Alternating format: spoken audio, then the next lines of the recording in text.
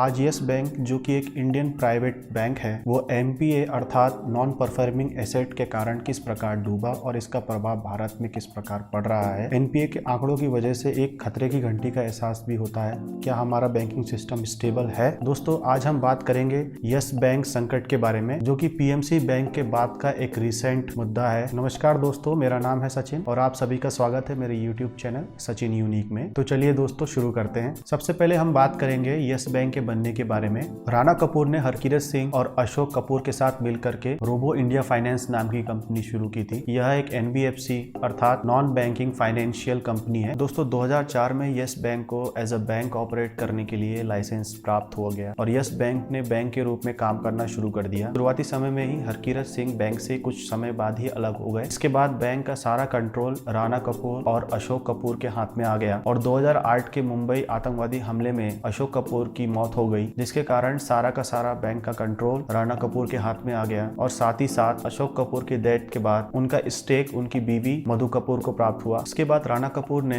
Yes bank के सारे decision making से मधु कपूर को अलग करना चालू कर दिया और बैंक का सारा कंट्रोल अपने हाथ में ले लिया और यस बैंक को राणा कपूर अपने हिसाब से ही चलाने लग गए थे। 2008 से लेकर के 2018 तक बैंक ने काफी अच्छा प्रॉफिट कमाया दोस्तों और बैंक की ग्रोथ काफी बढ़ती गई। लेकिन इसी ग्रोथ के पीछे कई सारी चीजें छुपी हुई थी जो कि 2018 के बाद सामने आने लगी और इसी बात का नतीजा है कि यस बैंक के सारे शेयर प्राइसेस अचानक घटने लग गए, जिसकी वजह से राणा कपूर ने किसी भी बैंक को लोन देने से पहले उसके बैकग्राउंड को चेक ना करते हुए बहुत एग्रेसिवली लोन देना चालू कर दिया। कह सकते हैं कि काफी धड़ल्ले से देना चालू कर दिया, जिसके कारण क्या हुआ दोस्तों कि एनपीए जो बैंक का था, एनपीए अर्थात non performing asset, non performing asset जो होते हैं, जैसे कोई बैंक अगर किसी क्लाइंट को, कस्टमर को अगर लोन देता है, अगर वो लोन नहीं आ पाता है और वो लोन बैंक कंप्लीटली रिकवर ना कर पाए और जो देने वाली कंपनी है वो कह दे कि हमारे पास किसी प्रकार का लोन देने का अमाउंट नहीं है, तो दोस्तों इसे एनपीए या नॉन परफॉर्मिंग एसेट कहा जाता है। और इसका अर्थ ये है कि जिस कंपनी ने वो लोन लिया था वो अपने आप को बैंकरप्ट घोषित कर चुका है और उसके पास कुछ पैसा नहीं है देने के लिए। तो ऐसा ही हुआ दोस्तों कि एनपीए के केस में यस बैंक के एनपीए काफी बढ़ते गए और 2018 में आरबीआई ने जब बहुत सारे बैंकों से एनपीए लेना चालू किया, एनपीए का डाटा लेना चालू किया, आरबीआई ने ये पाया कि कई बैंकों के पास कई ज्यादा एनपीए हैं और जो क्लियर नहीं है। तो यस बैंक के केस में ये हुआ कि यस बैंक ने अपनी ग्रोथ तो गेन की, प्रॉफिट भी गेन किया। प्रॉफिट गेन करने के बाद बैंकिंग सिस्टम में क्या होता है दोस्तों, लास्ट में पता चलता है कि आप कितने लॉस में हैं। तो यस बैंक को बाद में समझ में आने लग गया था कि हमने अपने लोन जितने भी बांटे हैं वो लोन हम रिकवर नहीं कर पा रहे हैं। इस वजह से वो डॉक्यूमेंटेशन के रूप में आरबीआई ने जब एनपीए मांगा यस बैंक से,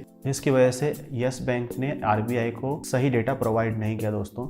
इस बात की जानकारी के बाद आरबीआई ने यस बैंक के ऊपर एक्शन लेते हुए यस बैंक के बोर्ड में ही former deputy governor mister R Gandhi को एडिशनल डायरेक्टर अपॉइंट कर दिया दोस्तों। इसी के साथ दोस्तों आरबीआई ने राणा कपूर को यस बैंक के सीईओ के पद पर रहने से मना कर दिया था, जिसकी वजह से राणा कपूर को जनवरी 2018 में सीईओ के पद से इस्तीफा देना पड़ा। दोस्तों बेसिक चीजें हमें ये समझना बहुत जरूरी है कि यस बैंक इस प्रकार के संकट में कैसे फंसा। हम कह सकते हैं दोस्तों अगर कोई भी बैंक किसी भी कंपनी को अगर डिफॉल्टर बढ़ते हैं तो उसका सीधा नुकसान उसके एनपीए पे होता है दोस्तों। कई सारे एनपीए अगर बढ़ते जाएंगे और उसका परसेंटेज बढ़ता जाएगा तो बैंक अपनी रिकवरी नहीं कर पाता है, जिससे क्या होगा दोस्तों कि इसका असर सीधे ग्राहकों को देखने को मिलता है। और कुछ ऐसी कंपनियां हैं जिनको यस बैंक ने धड़ल्ले से लोन बांटे थे और आज की डेट में वो कंपनियां चल नहीं रही हैं और साथ ही साथ वो प्रॉफिट नहीं कमा पा रही दोस्तों, तो जिस वजह से वो लोन नहीं दे पा रही है यस बैंक को। कुछ ऐसी कंपनियां हैं जो जानना बहुत जरूरी है कि कौन सी कंपनी के कारण ऐसा हुआ। तो सबसे प्रमुख में है DHFL दोस्तों, उसके बाद है अनिल धीरूभाई अंबानी की Reliance communication, then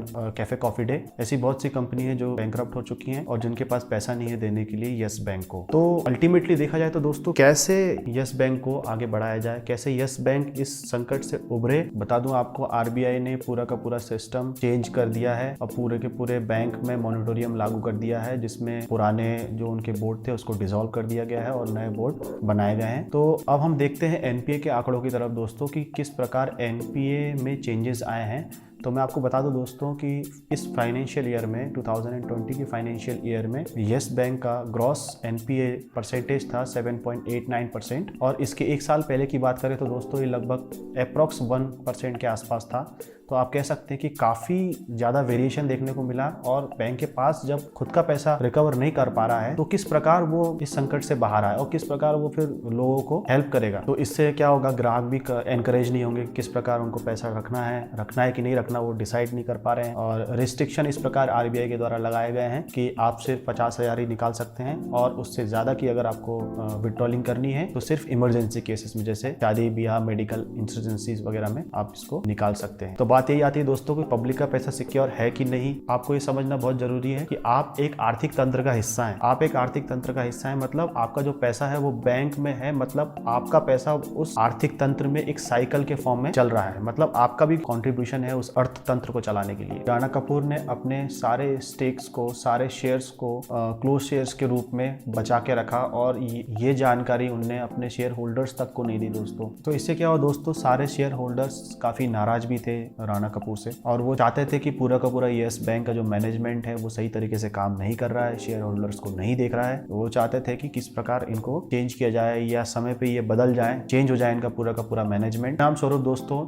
yes bank के CEO चेंज हो चुके हैं जिनका नाम है मिस्टर रवनीत गिल। तो इनके पास अब चैलेंज ये है कि किस प्रकार ये अपने यस बैंक का NPA कम करें और ग्राहकों को ज्यादा से ज्यादा जोड़े और लोन डिफॉल्टर्स की रिकवरी कर पाए। ये इनका मेन टारगेट होगा दोस्तों। अब देखते हैं किस प्रकार यस बैंक इससे रिकवर करता है और अपनी क्रेडिबिलिटी मार्केट में बनाए रखता है, जिससे शेयर होल्डर्स का भी वो ट्रस्ट गेन कर पाएंगे। और इनका चैलेंज यही है कि किस प्रकार ये वापस मेन स्ट्रीम में आकर के बैंकिंग सिस्टम में काम कर सकते हैं। सरकार भी काफी मदद करने में लगी हुई है। तो दोस्तों ये थी जानकारी यस बैंक के आर्थिक संकट की। अगर आपको ये वीडियो अच्छा लगा हो तो प्लीज लाइक कीजिएगा और अगर आपकी किसी प्रकार की क्वेरी हो तो प्लीज कमेंट जरूर कीजिएगा। कमेंट में आप दोस्तों कुछ भी पूछ सकते हैं। अगर आप कुछ और टॉपिक में वीडियो चाहते हैं तो आप प्लीज मुझे बताइए, तो मैं उस पर वीडियो बनाऊंगा। तो दोस्तों आपके इसी इंटरेक्शन की वजह से मुझे एप्रिसिएशन और एनकरेजमेंट मिलता है कि मैं और वीडियो आगे बना सकूं और अच्छा बनाऊंगा। तो दोस्तों मिलूंगा अगली बार अपने नए वीडियो के साथ, तब तक के लिए अलविदा।